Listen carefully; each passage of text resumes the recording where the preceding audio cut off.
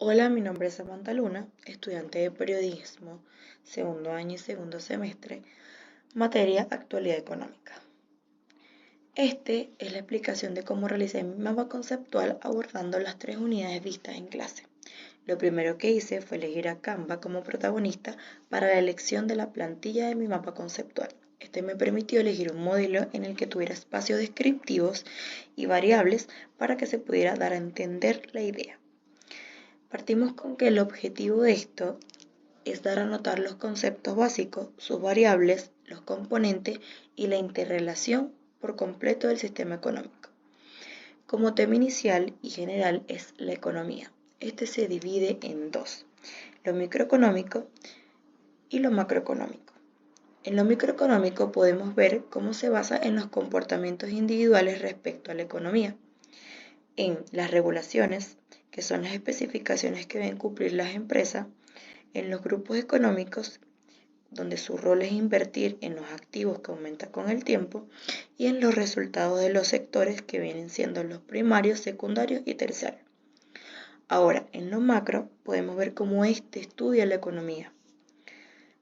¿A través de qué? De las cuatro variables principales. A través del PIB, que es el Producto Interno Bruto, que es el valor de todos los bienes e ingresos de los ciudadanos, del desempleo, que es la reducción de la oferta laboral, de la inflación, que es el aumento de los precios en bienes y servicios, y de la inversión, que es la compraventa extranjera con un fin duradero.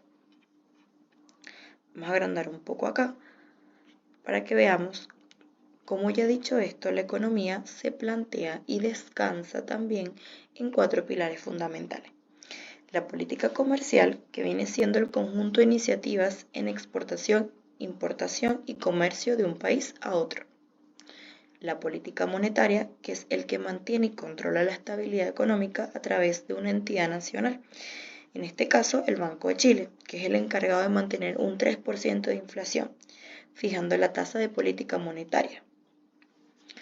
La política fiscal, que es quien se encarga de administrar la parte financiera del Estado, y de esto tenemos como protagonista al Ministerio de Hacienda, que lo conforman dos comités, un comité de expertos de PIB, que es el Producto Interno Bruto, y un comité de expertos del cobre, que es la materia original de Chile.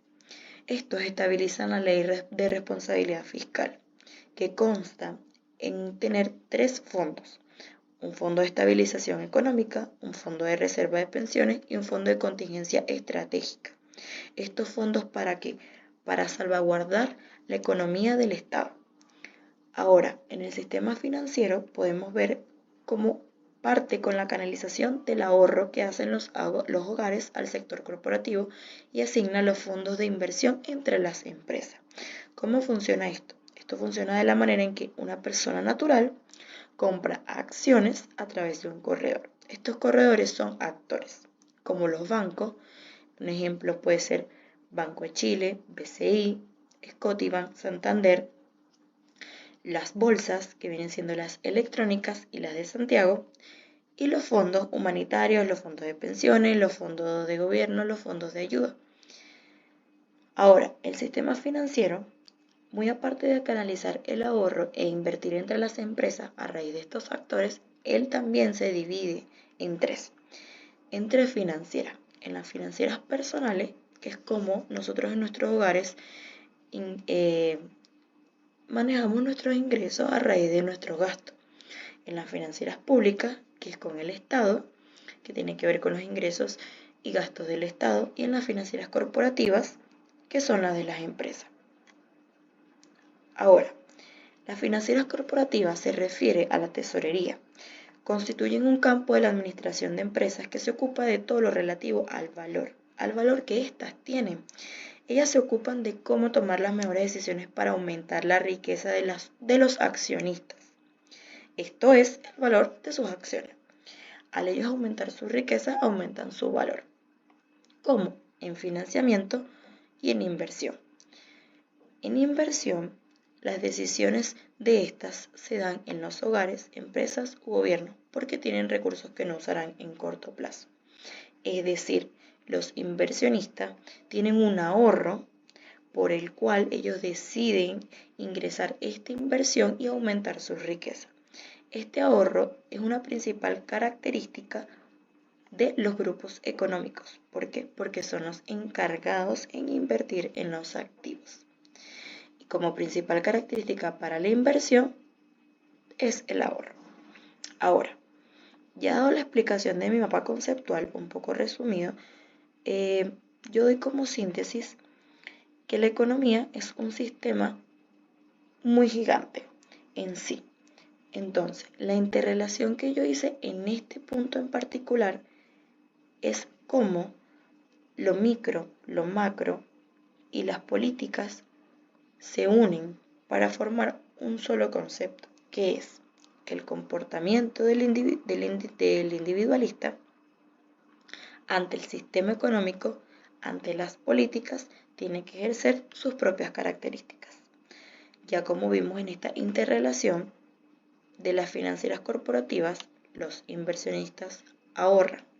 Y es lo mismo que decimos que en lo económico vemos cómo los individuales se comportan a raíz de lo económico. Entonces, eso quise dar a notar en mi mapa conceptual para que viéramos cómo todas las variables se unen y forman un círculo de compensamiento, un círculo de ayuda, de funcionamiento, en el que si no partimos por lo micro, por lo macro, no podemos tener estas políticas o estos pilares fundamentales para atacar estas variables. Y uno de estos comportamientos es lo principal para lograr la inversión, que de la inversión sale el sistema financiero y del sistema financiero salen sus divisiones. Estos conceptos y ejemplos los saqué de los apuntes de clase, de los videoclases y de las lecturas obligatorias, ya que como es un tema dado en clase y en la unidad, esto lo fui obteniendo a través de cada trabajo de unidad que tuve. Me despido, espero sea de su agrado y entendimiento y que llegue la información como la quise transmitir. Esto fue mi mapa conceptual de las 3 unidades abordadas en clase y de cómo la economía se divide y se plantea y cómo un ciudadano, a raíz de su comportamiento y su estudio, pasa por un planteamiento en el cual ejerce desde el principio cómo se comportaba.